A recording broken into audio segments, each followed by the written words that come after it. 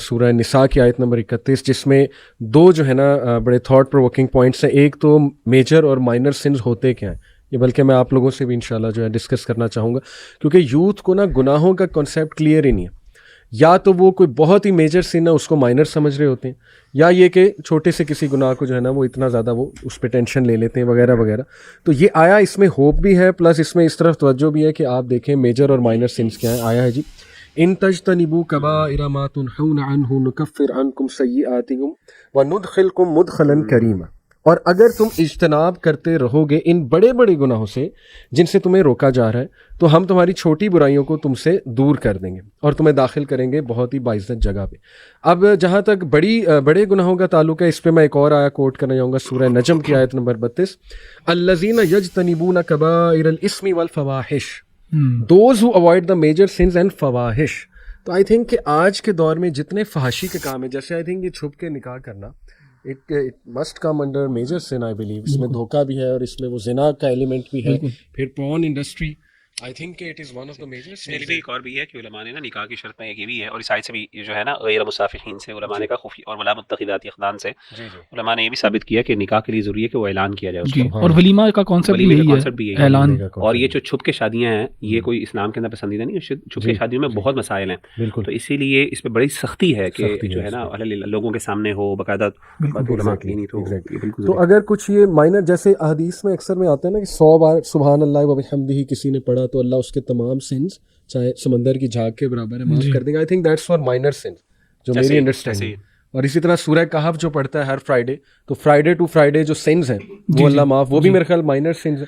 تو میجر اور minor sons اگر کوئی نوجوان آپ سے پوچھنا چاہے, آپ کیا اسے لسٹ بتائیں گے کہ ان سے جو ہے نا وہ ضرور بچا جائے اس آیت کی روشنی میں؟ اس میں ایک حدیث بھی نا رسول اللہ صلی اللہ علیہ وسلم کی کہ جہاں پہ آپ صلی اللہ علیہ وسلم نے کہا کہ من صام رمضان ایمانا واحتسابا غفر له ما تقدم من ذنبه, کہ جس نے بھی رمضان کے مہینوں میں روزہ رکھا, اور ایک اور روایت میں من قام رمضان آتا ہے, تو جس نے بھی رمضان کے دنوں میں روزہ رکھا اور راتوں کو نماز پڑھی تو اس کے سب جو پچھلے گناہ ہیں وہ معاف کر دیے جائیں گے.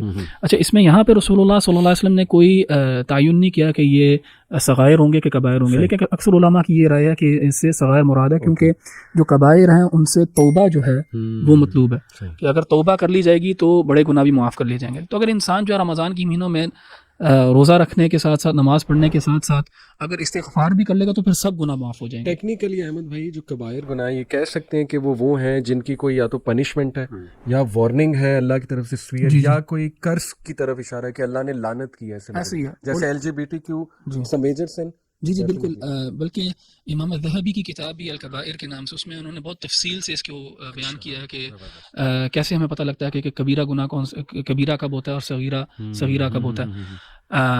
تو اس کے اندر انہوں نے جو جس طرح آپ نے بیان کیا اسی طرح انہوں نے بھی اس کو ڈیفائن کیا ہے کہ جہاں پہ شریعت نے ایکسپریسلی کسی چیز کو بڑی سختی سے منع کیا ہو, جس پہ اللہ تعالیٰ کی لعنت ہو, جس پہ رسول اللہ صلی اللہ علیہ وسلم نے اس طرح کے الفاظ استعمال کیے ہوں, تو وہ کبائر میں سے آتے ہیں. ابارشن بھی اسی میں آ جاتا ہے. بالکل ایسے ہی ہے.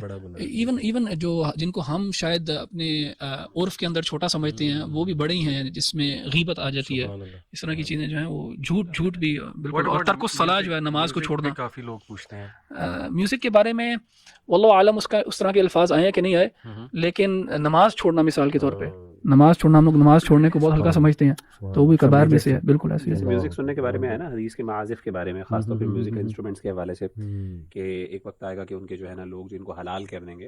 اب اگرچہ اس میں آگے یہ اختلاف ہے کہ یہ جو ہے یہ گناہ جو ہے اس کو حرام کو حلال کرنے کی وجہ سے اس کے ساتھ یہ معاملہ ہے, یا پھر وہ گناہ اتنا سویر ہے. لیکن باقی دوسری احادیث کو اگر آپ سامنے رکھیں تو اس حدیث سے پتہ چلتا ہے کہ اس میں بڑی شریعت کی سینسٹیوٹیز ہیں اس مسئلے میں, مطلب اس کو اتنے آرام سے خالی سمجھ کہ اس جو جس روایت کا بیان کریں اس میں باقی سے کیا مینشنڈ ہے, زنا مینشنڈ ہے, خمر, الکوہل مینشنڈ ہے, تو وہ کبائر ہیں, اس میں کوئی شک نہیں ہے. اور بلکہ امام ابن قیم کا ایک کوٹ میرے سامنے کہ no sin remains minor if accompanied by consistency. بالکل, اگر تو وہ مائنر سن